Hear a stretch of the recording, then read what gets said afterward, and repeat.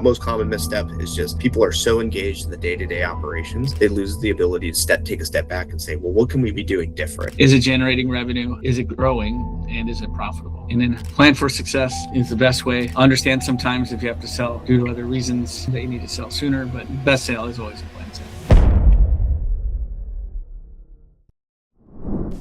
Hello and welcome. Thank you for joining this webcast. I have Bryan Elliott and this is Seth Rudin. I'm a business broker and I have a strong business consultant, and we just like to have talks about businesses. So today we're going to kick it off and have a healthy discussion. Bryan, why don't you introduce yourself? Yeah, absolutely. Seth, thanks for having me here. And as you mentioned, I'm an independent business consultant. My company is Stuart Range Consulting, and I really like to focus on helping our C-stores, our gas stations, and our mini markets maximize their profitability, sometimes even their value to prospective buyers. So I'm really excited to be here, and I think we've got some great topics to discuss. I'm so glad to have you here, and you're very humble. You're a National Guard member, and all the things that you do for the community and the people of the state. I appreciate you very much.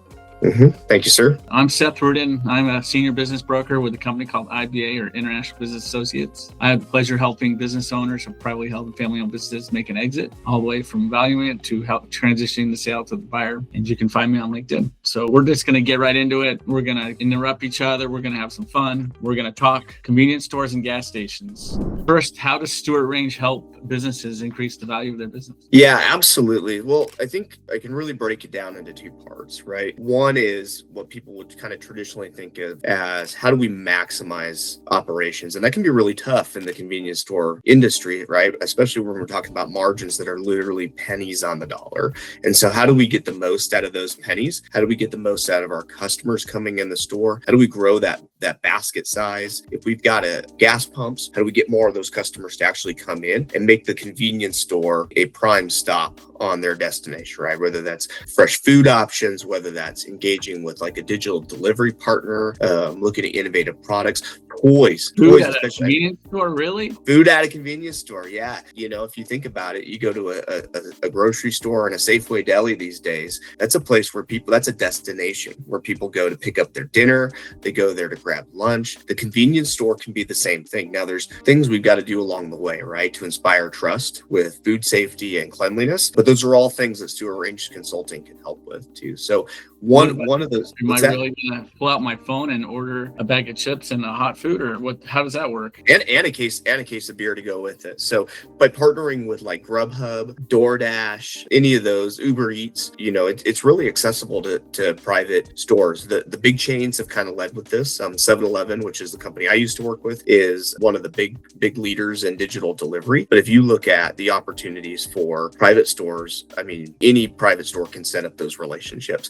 and bring that convenience to their customers. I know the clients I've referred you to, they speak very highly of you. And I know we had another video where we dive a little bit deeper into what you did. Incredible, the feedback, how you've helped them take them from, modest profitability to a healthy bottom line. Yeah, well, and that's the other piece of it too, Seth, is we focus on the operations and how we can grow the business, but then we also have to look at what's going on currently with the controls too. And the convenience store industry is an exceptionally hard industry. My hat is off to anybody who gets into this business because it can be really tough, right? But it's so important to people. It's so important to the American economy. I mean, it's a place where people go, they literally fuel their cars, they fuel their bodies, they get their coffees, they get ready for the day as they head off to start their, whatever they're doing out there. And so it can be difficult sometimes to take a step back and take an objective look at the inventory controls, the financial controls, the expenses. And that's the other suite of services we offer too, right? And that sort of comprehensive full business review of what can we do to grow profitability?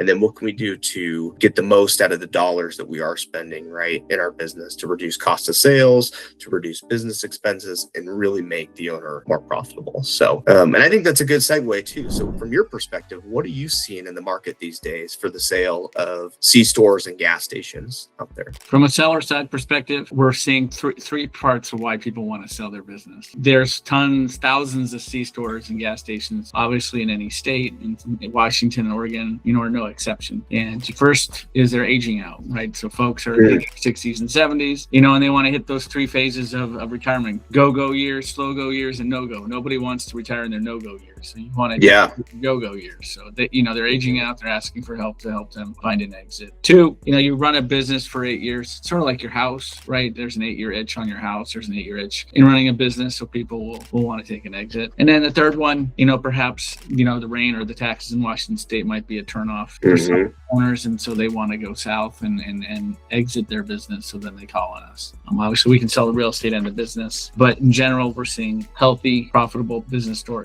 convenience stores and gas stations, or just convenience stores, wanting to take an exit. Yeah, that makes sense. And then when you're doing these evaluations, what are some of the common things that you're looking for when you're doing your business evaluations, or what are some of the things that you're seeing out there? Well, first, I'm guessing it's going to look similar to what you do when you're asked to come in and help someone turn around. So first, we visit every store, gas station, or business, whatever it is that we sell. We want to look at it 360 degrees like a buyer. So we'll visit it, mystery shop it. We'll have a tour with the owner and see the back end. I want to see, is it clean? Is it someplace I would send my wife to go shop at night during the day? Am I being greeted at the door? Are the shelves full or are they half empty? Those things. So number one, merchandising and retail presence. The second one are financial strength, right? So is it generating revenue? Is it growing? And is it profitable? And then one of the worst things that buyers like to see is key man or key woman, risk. So is it the owner that's at that store 24/7, 7 days a week, and they're buying themselves a 7-day-a-week job? A job. So is the labor market not there, or they just want to take all the profits? What are the reasons? Well, that's a big risk in a C-store, because oftentimes the founder is the cashier, is the facility person, is the stocker, is everything. So that's the thing. And then do they have strong,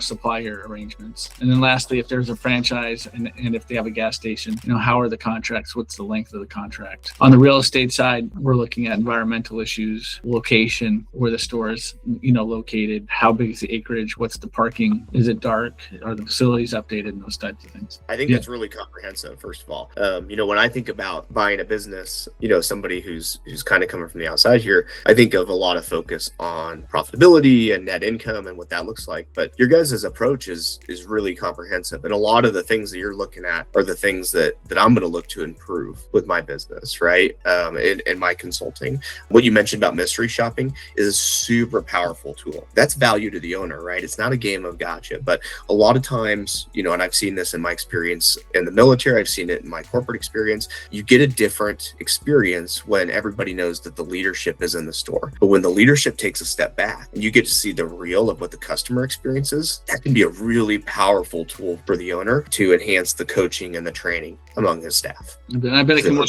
ways. Like when he's not there, it could go good, and it could also go the other direction. Right. You can be really surprised and say, hey, everything that I have implemented and I want in my business is being done when I'm not there. So it can be either way, right? It's a huge confidence booster, or it's a way to look at some opportunities for how to really do things better. I think that's awesome. I appreciate it. Thank you. We take a lot of pride in knowing our product that we sell, just like you take a lot of pride in knowing your clients. Similar to what I'm doing, I'm just curious, when you're seeing them, what are the common missteps that you see owners take? I think it mirrors a lot of what you said already, right? In terms of, a key person. So if that owner is so heavily involved in the day-to-day operations, which can be really advantageous, because at that point, you're going to know your business, the things that are happening, you're not disconnected. But sometimes you can lose the forest from the trees a little bit, right? It makes it harder to take a step back and say, what are the things that we could be doing different? What are the innovative things, the new products, the new services that we could be offering our customers to really change the dynamic? I mean, I can reflect on my 7-Eleven time. There was sort of like an inside joke of, when the weather is bad, the sales are bad because the weather. That is a true thing, right? In the convenience store business, you see less people going out of their homes. A lot of the, the beverage options are kind of oriented towards like frozen or like fountain drinks, which people tend to not get when it's cold. But then we have to ask ourselves the question, like, what can we do to reach those customers? And that goes back to the delivery thing that I was talking about, right? We now have options to get the products to those customers. And that can be a really, really powerful thing. And so I would say the most common misstep is just people are so engaged in the day-to-day operations, they lose the ability to take a step back and say, well, what can we be doing different to really grow and expand this business? The other thing I'd say too is just inventory. Inventory is hard to manage. I mean, think about all the SKUs or different items that are in a store, thousands and thousands of items. And people lose sight of, well, what do I really need? What do I don't need? What inventory are we turning, right? Versus what's just sitting in there on the shelf off collecting dust. And then having a plan for the stuff that is collecting dust to move it out of the store, right? Whether that's clearance, whether that's a write-off plan, whatever it takes to get stuff in the store that is actually going to continue to turn, because at the end of the day, inventory turns is how you drive gross profit. I'd say that's another common one right there. I think other than that, it would just be the mundane of a convenience store is a one-stop shop for everything, right? And so kind of have to be a jack of all trades. You've got to, be clean outside. You've got to be clean inside. You've got to have fresh food. You've got to, if you're going to engage in delivery, you have to have a program for that. The staff has to know how to make coffee. They know how to reset up the fountain machine and do all these things. And that can be a real challenge, especially when we're getting staff, right? Because staff, man, they can go to a grocery store and they can just be a cashier. Well, if you're in a convenience store, you got to kind of do everything.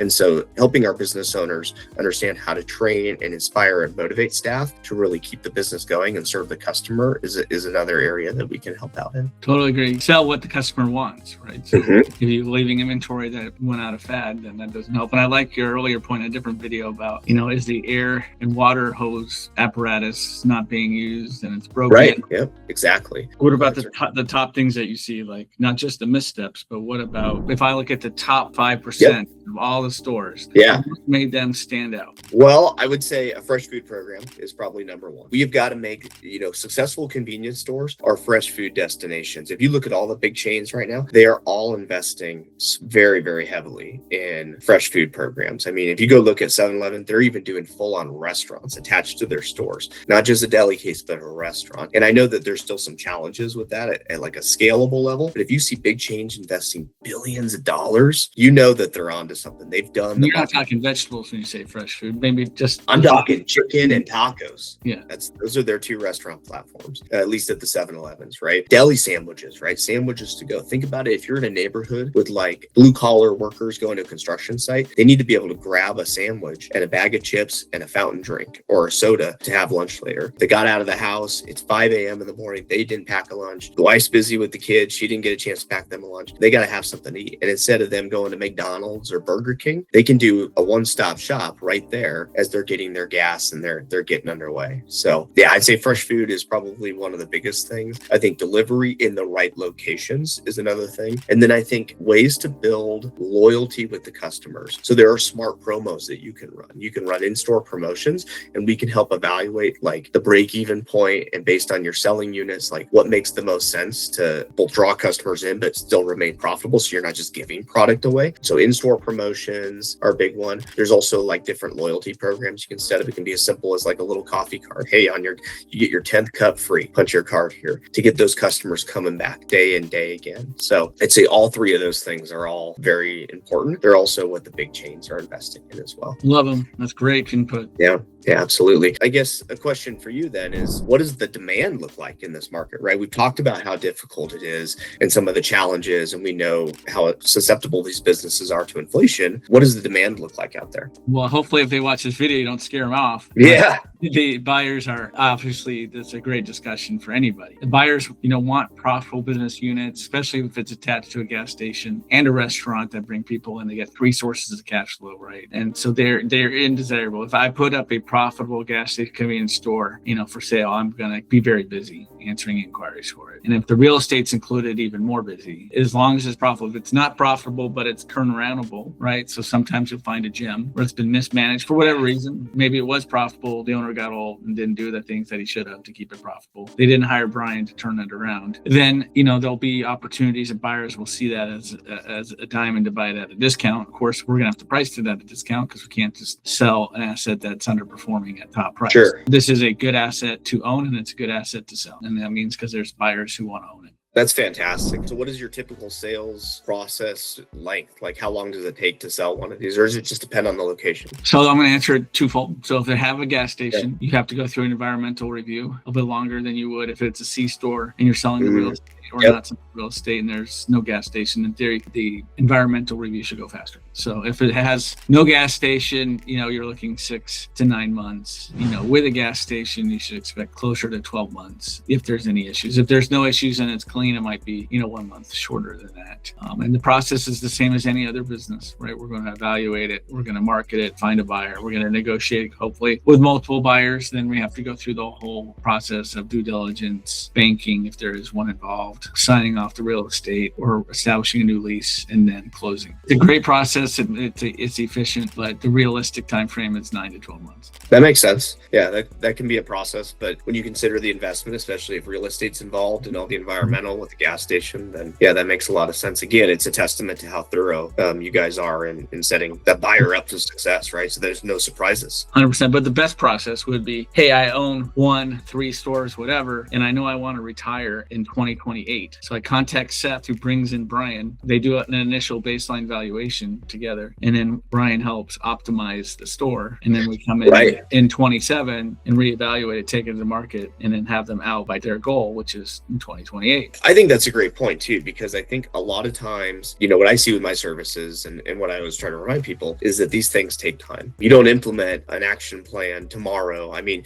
you can do some things right away. You can clean the front of your store right away. You can get a pressure wash, clean up the trash, but for the customers to start rewiring their expectations and say like, whoa, hey, I used to stop here and get gas, but I didn't ever want to go in that store because it didn't look inviting. It looks a little different now. For them to start to notice that takes time, right? And then the subsequent results that come off of that when they go in the store, and maybe the first time they go in, they just buy an energy drink, and then they start to notice the fresh food that's clean and well presented as well. And so these things can take some time to take hold with our customers. The financials and the controls can take time to implement. So I think to your point, right? Like if you even suspect that you're looking to make an exit here, it might be good to start those initial conversations early so that we can make the changes to set conditions for success. And what's the worst thing that happens, right? Is that your store gets more profitable. Exactly. Plan for success is the best way. Understand sometimes if you have to sell due to other reasons that you need to sell sooner, but best sale is always a planned sale. Well, I really enjoyed having you, Bryan, today. It was a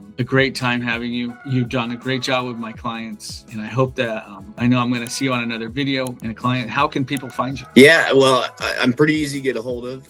Probably the easiest way, if you're already working with Seth, he can definitely get us in contact. That's a pretty simple way to do it. If you want to reach out to me directly, my email is Stuart Range Consulting. Stuart is spelled Stuart, Stuart Range Consulting, @gmail.com. And then my phone number is 509-929-5060. Just give me a call, shoot me a text. I'm happy to talk and come and see what we can do for your business. Great. Thank you. I'm Seth Rudin again. You can reach me on my other YouTube videos, on LinkedIn, and I'll share our contact information at the end of this video. Thank you so much.